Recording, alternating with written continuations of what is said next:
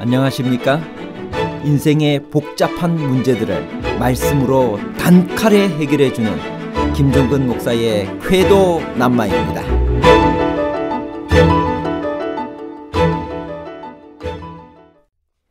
요한계시록 14장에 등장하는 세 천사는 실제적인 천사들을 가리키나요? 아니면 복음을 전하는 마지막 시대에 하나님의 남은 백성을 상징하나요?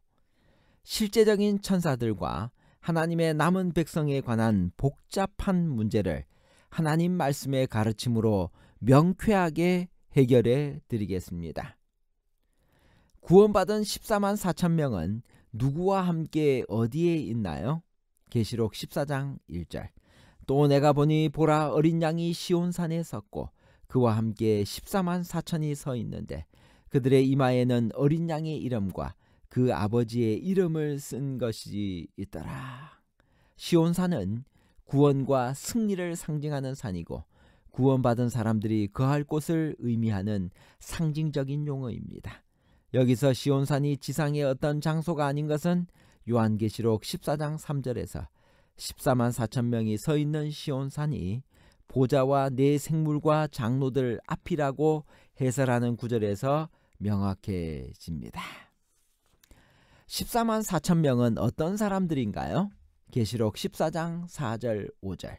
이 사람들은 여자와 더불어 더럽히지 아니하고 순결한 자라, 어린 양이 어디로 인도하든지 따라가는 자며 사람 가운데서 속량함을 받아 처음 익은 열매로 하나님과 어린 양에게 속한 자들이니 그 입에 거짓말이 없고 흠이 없는 자들이더라. 마지막 순간에 나타나 공중을 날며 강력한 기별을 전하는 세 천사는 과연 누구인가요? 계시록 14장 6절.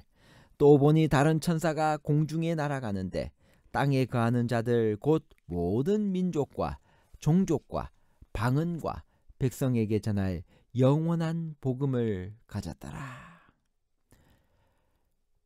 세 천사는 과연 누구일까요? 하늘의 천사들인가요? 어떤 초자연적인 세력인가요? 아니면 우주에서 온 외계인들인가요?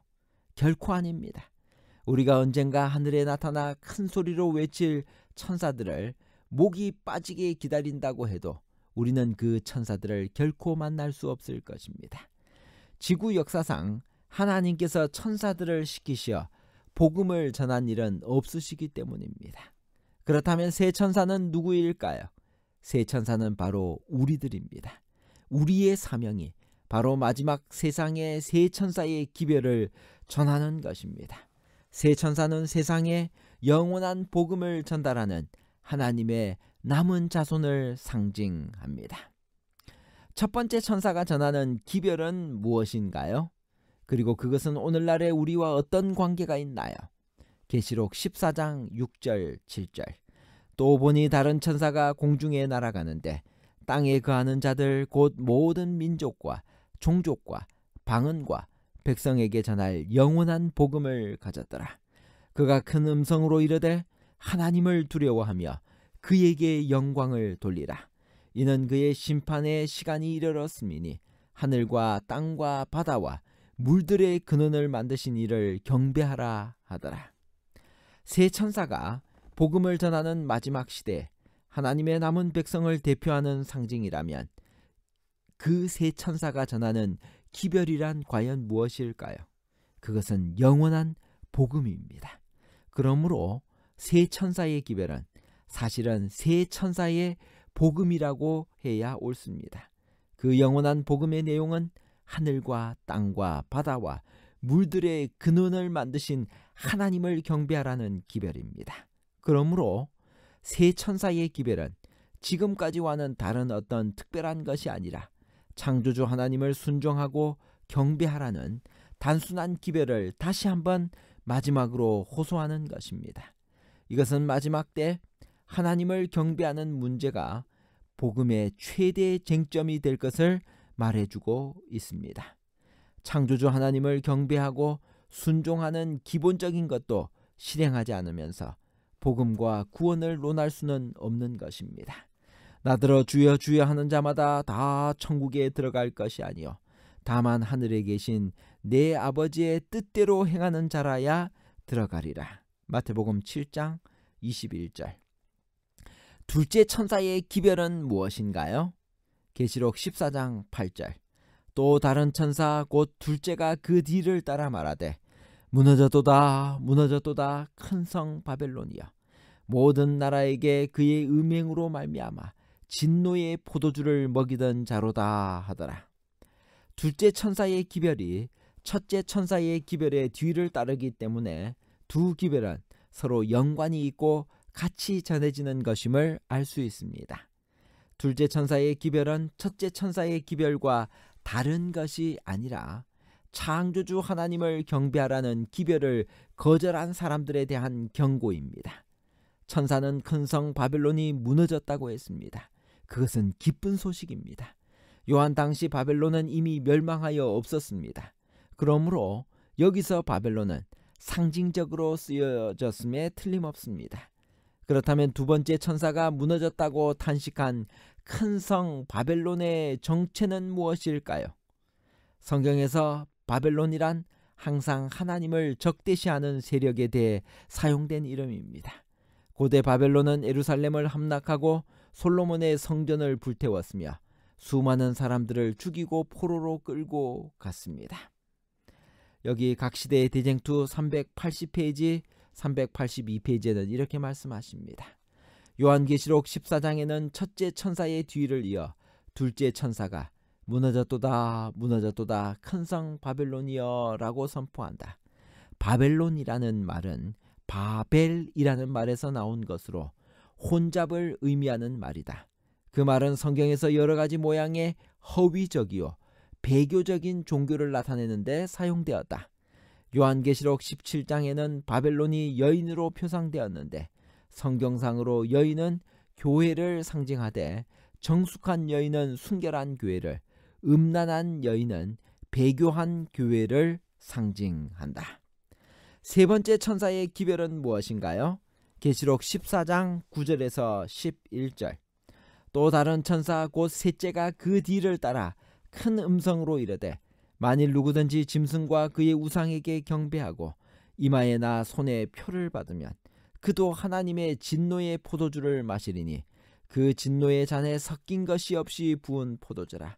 거룩한 천사들 앞과 어린 양 앞에서 불과 유황으로 고난을 받으리니 그 고난의 연기가 세세토록 올라가리로다.